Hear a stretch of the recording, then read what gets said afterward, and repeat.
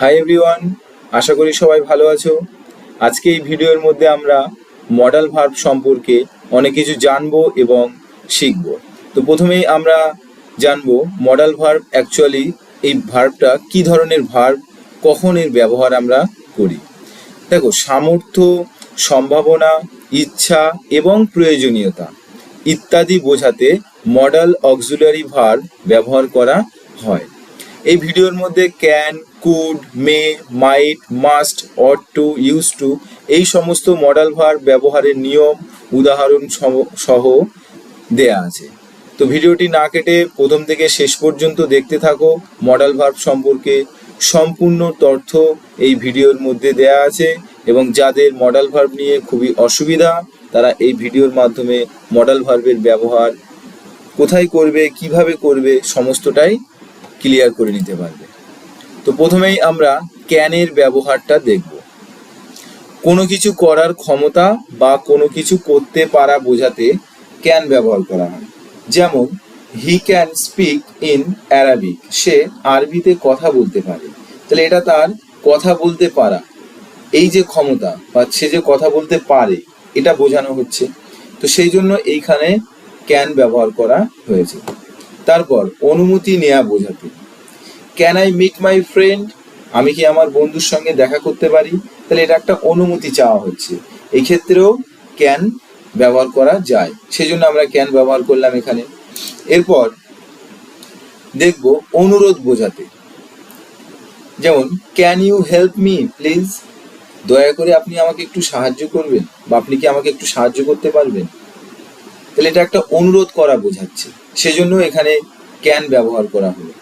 এরপর মতামত বোঝাতে can we visit our parents at the weekend, তাহলে এটা অ্যাকচুয়ালি এইভাবে বললে বেশি ভালো লাগে শুনতে। Can we visit our parents at the weekend, আমরা এই সপ্তাহের শেষে আমাদের বাবা মার সঙ্গে দেখা করতে পারি। তো এখানে এটা অ্যাকচুয়ালি একটু প্রশ্নবোধক ব্যাপার হয়ে যাচ্ছে।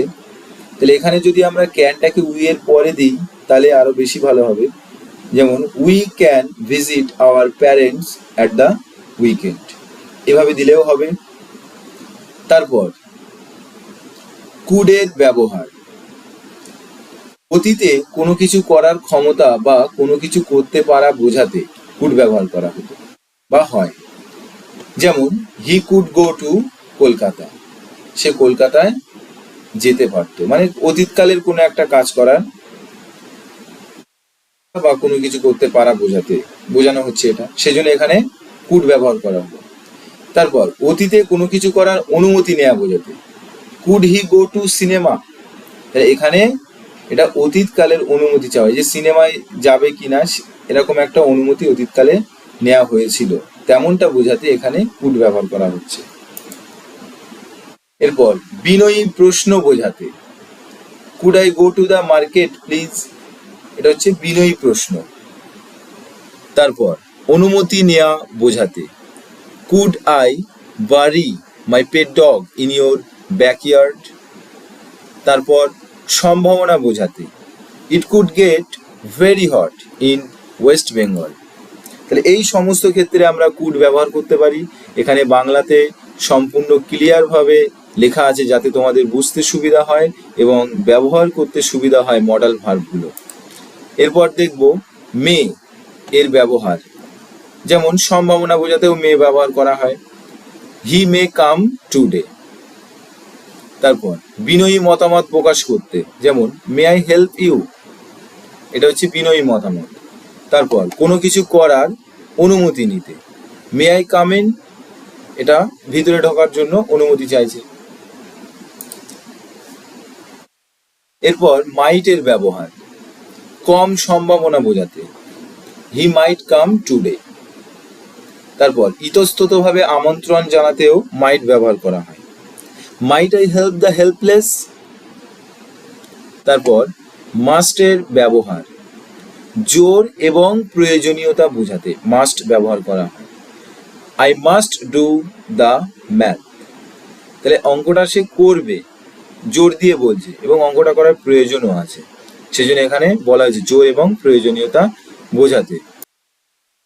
এরপর সম্ভাবনা বোঝাতে, সি মাস্ট বি রিচ, এটা একটা সম্ভাবনা বোঝানো হচ্ছে, সেজন্য এখানে মাস্ট ব্যবহার করা হলো। এরপর অট টু এর ব্যবহার, প্রয়োজনীয়তা বোঝাতেও অট টু ব্যবহার করা হয়। You ought to exercise everyday, তোমার প্রতিদিন ব্যায়াম করা দরকার বা এক্সারসাইজ করা দরকার। কর্তব্য বোঝাতে, you ought to help the poor, তাহলে দরিদ্রদের বা গরিবদের হেল্প করা, সাহায্য করা আমাদের একটা কর্তব্যের মধ্যেই পড়ে, সেজন্য এখানে অট টু ব্যবহার করা হয়েছে। তারপর বাধ্যবাধকতা বোঝাতে, you ought to lock the door when you leave the room, যখন তুমি ঘরের বাইরে যাবে তোমাকে দরজাটা অবশ্যই লক করতে হবে, তাহলে এটা বাধ্যবাধকতা, সেই জন্য এখানে অট টু ব্যবহার করা হয়েছে। এরপর ইউজ টু এর ব্যবহার, অতীতের কোনো অভ্যাস বোঝাতে, যেমন my father use to read newspaper daily, প্রতিদিন আমার বাবা নিউজ পেপার পড়তেন। তারপর I use to walk for an hour in the morning, আমি প্রতিদিন সকালে 1 ঘন্টা করে হাঁটতাম। এই সমস্ত কিছু আমরা কি দেখছি, একটা অতীতের অভ্যাস, যেটা বর্তমানে থাকতেও পারে নাও পারে, কিন্তু অতীতকাল থেকে হয়ে আসছে অভ্যাসগতভাবে, সেজন্য এখানে ইউজ টু ব্যবহার করা হবে। এর পরের উদাহরণ দেখব, he use to smoke daily, সে প্রতিদিন স্মোক করতো, ধূমপান করতো। এবার এটা অতীতকালের কথা বলা হচ্ছে, বর্তমানে সে ছেড়েও দিতে পারে বা হয়তো করছে, কিন্তু যেহেতু অতীত থেকে করে আসছে সেজন্য এখানে ইউজ টু ব্যবহার করা হবে, হি ইউজ টু স্মোক ডেলি। তো এই হচ্ছে তোমাদের সম্পূর্ণ মডেল ভার্বের উপর একটি ভিডিও, যেখান থেকে আশা করি অনেক কিছু জানতে এবং শিখতে পারলে। যদি ভিডিওটি তোমাদের ভালো লেগে থাকে অবশ্যই একটা লাইক করবে, ভিডিওটি বন্ধুদের মধ্যে শেয়ার করে দেবে, যাতে তারাও তোমাদের মতো মডেল ভার্বের ব্যবহার শিখতে পারে।